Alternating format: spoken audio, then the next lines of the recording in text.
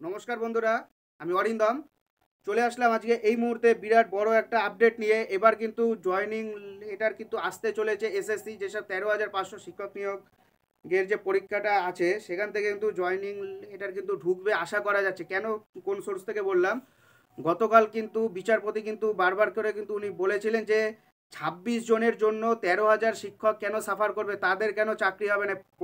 এই যে সমস্যাটা হয়েছে 26 জনের, এখন দেখা যাক এসএসসি কি করে। সো ভিডিওটা আপনাদের কাছে খুবই গুরুত্বপূর্ণ হতে চলেছে। সো বন্ধুরা, ভিডিওটাকে স্কিপ না করে প্রথম থেকে শেষ পর্যন্ত দেখবেন এবং আরও বিস্তারিত জানতে হলে আমাদের অফিসিয়াল ফেসবুক গ্রুপে জয়েন হয়ে যাবেন। সেখান থেকে আপনারা আরও আপডেট আপনারা পেয়ে যাবেন, যেটা লিঙ্ক বিস্তারিত এই ডেসক্রিপশন বক্সে দেওয়া আছে। সো বন্ধুরা, চলুন ভিডিওটা জেনে নিই কবে থেকে জয়নিং এটা ঢুকবে, বা এসএসসি চেয়ারম্যান সিদ্ধার্থ মজুমদার উনি কি বলছেন।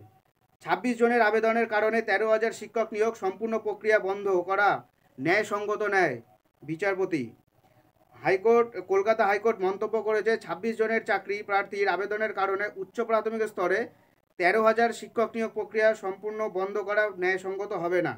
বিচারপতি তপব্রত চক্রবর্তী বলেন যে সরকারি সাহায্যপ্রাপ্ত প্রাথমিক উচ্চ বিদ্যালয়ে ষষ্ঠ থেকে অষ্টম শ্রেণীর জন্য আবেদনকারীর জন্য 26টি পদ খালি রেখে নিয়োগ প্রক্রিয়া শুরু করে দিতে হবে। অর্থাৎ যে 26 জন পিটিশনার আছে, এদের 26 জনের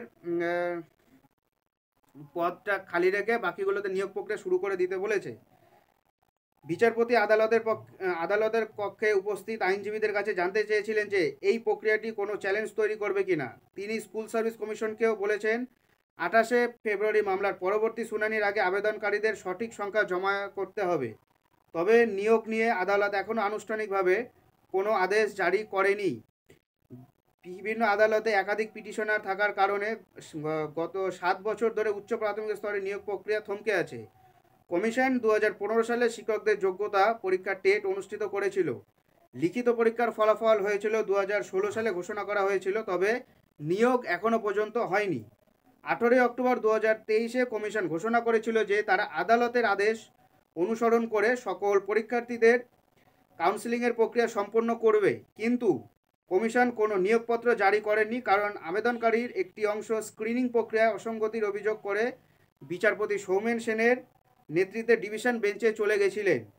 আইনজীবী ফিরদৌসী সামিন, যিনি আবেদনকারীদের প্রতিনিধিত্ব করছেন, শুক্রবার দাবি করেন টেট স্কোর এবং প্রার্থীদের দেওয়া একাডেমিক স্কোরগুলিতে অসামঞ্জস্য রয়েছে।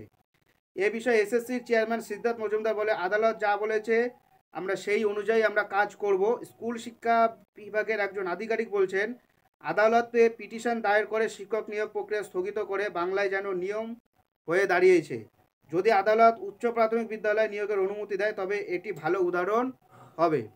এখন দেখা যাচ্ছে যে এখন এসএসসি চেয়ারম্যান সিদ্ধার্থ মজুমদার উনি কি করেন, কিন্তু বিচারপতি কিন্তু বলেছেন 26 জনের জন্য কেন 13,500 ক্যান্ডিডেট সাফার করবে। এক একটা দিন চলে যাওয়া মানে অনেক, তাদের কাছে এক একটা যুগ ধরে চলে যাচ্ছে। তারা আজকে 8-9 বছর ধরে তারা আজকে চাকরি কিন্তু পায়নি। এইবার যতদূর মনে হচ্ছে, আমার মনে হচ্ছে জয়নিং লেটার পাঠালেও পাঠাতে পারে এবং সেকেন্ড কাউন্সিলিং কিন্তু শুরু হলেও কিন্তু হতে পারে তার আগে, এদের আগে জয়নিং করিয়ে দেবে। তবে এখন এটা পশ্চিমবঙ্গ, তো এনারা কি বুঝবে করবে সেটা আমি বলতে পারবো না, কারণ জয়নিং করলে মায়নাটা দিতে হবে। একটা দিন যদি দেরি করি, একটা দিন মায়না বেঁচে যাবে।